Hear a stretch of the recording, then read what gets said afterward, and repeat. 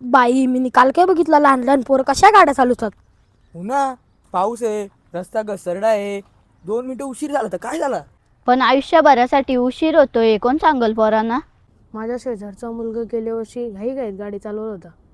Tyre चिकट रस्त्यात घसरला आणि तो परत कधीच घरी आला नाही. खरंच एवढा मोठा अपघात? हो ना, त्या दिवशी त्याची आई दारात उभी होती. हातात गरमचा होता, मुलगा येईल म्हणून, आणि दारात आली ती दुःखाची बातमी. आपण हेल्मेट घालतो का?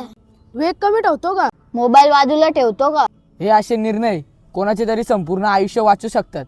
आजकालच्या पोरांना ना वेगाची भारी नशा झाली. लेकरू गेले आई जगत असते, पण रोज थोडी थोडी मरत असते. तुमच्यासाठी गाडी फक्त गाडी असेल. पण घरच्यांसाठी तुम्ही त्यांचा जीव असतात. 2 मिनिटं उशीर झाला तर कोण रागवणार नाही.